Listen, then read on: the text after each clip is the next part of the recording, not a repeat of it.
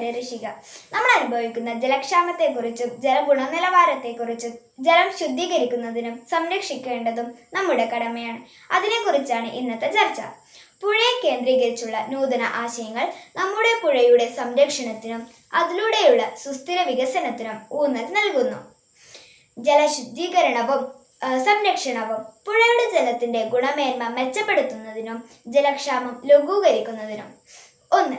Natural filtration യൂണിറ്റുകൾ. 2. പുഴയിലേക്ക് മാലിന്യം, പ്രത്യേകിച്ച് അഴുക്കുചാലുകൾ ചേരുന്ന പോയിന്റുകളിൽ പ്രകൃതിദത്തമായ ഫിൽറ്ററിംഗ് സിസ്റ്റങ്ങൾ, ചതുപ്പുകൾ അഥവാ തണ്ണീർത്തട മാതൃകയിൽ പ്രത്യേക സസ്യങ്ങൾ ഉപയോഗിച്ച് നിർമ്മിക്കുക. 3. ഇവ മാലിന്യങ്ങളെയും രാസവസ്തുക്കളെയും വലിച്ചെടുത്ത് പുഴയിലെത്തുന്ന ജലത്തിന്റെ ഗുണമേന്മ വർദ്ധിപ്പിക്കും. 4. ഡിജിറ്റൽ ജല ഗുണനിലവാര നിരീക്ഷണം. 5.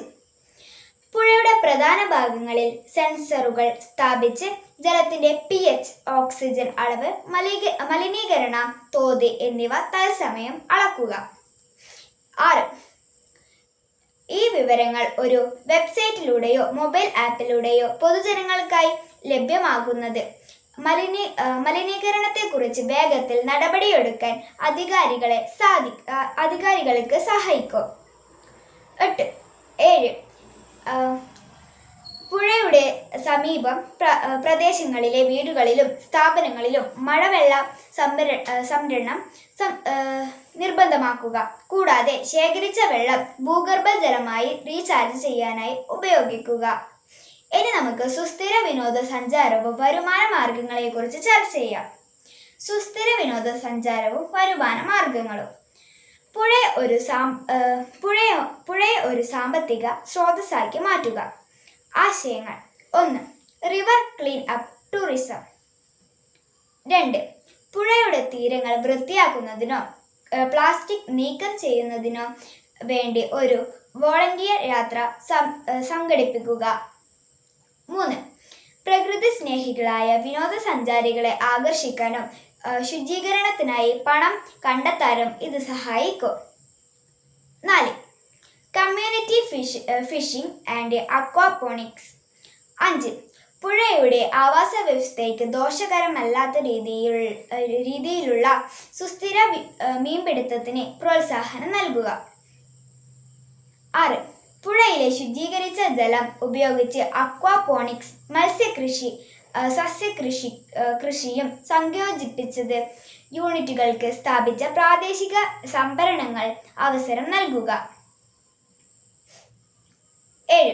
River side weekend market. 8. പുഴയുടെ ഭംഗിയുള്ള ഒരിടത്ത് കർഷകർക്കും പ്രാദേശിക കരകൗശല വിദഗ്ധർക്കും അവരുടെ ഉൽപ്പന്നങ്ങൾ വിൽക്കാൻ സൗകര്യമുള്ള ഒരു ആഴ്ചച്ചന്ത തുടങ്ങുക.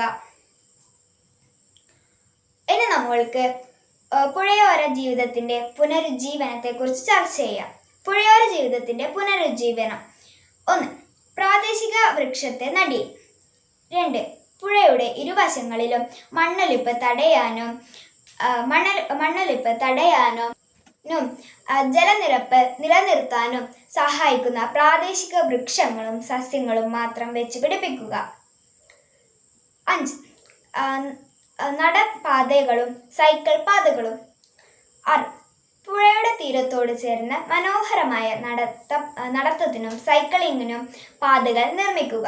ഇത് ജനങ്ങളെ പുഴയിലേക്ക് ആകർഷിക്കുകയും ആരോഗ്യപരമായ ഒരു അന്തരീക്ഷം സൃഷ്ടിക്കുകയും ചെയ്യും. നമ്മുടെ ജലസ്രോതസ്സുകളെ സംരക്ഷിക്കേണ്ടത് നമ്മുടെ കടമയാണ്. ഈ പറഞ്ഞ ഉടമ്പടികൾ നമുക്ക് ഓരോരുത്തരായി പാലിക്കാം. നന്ദി.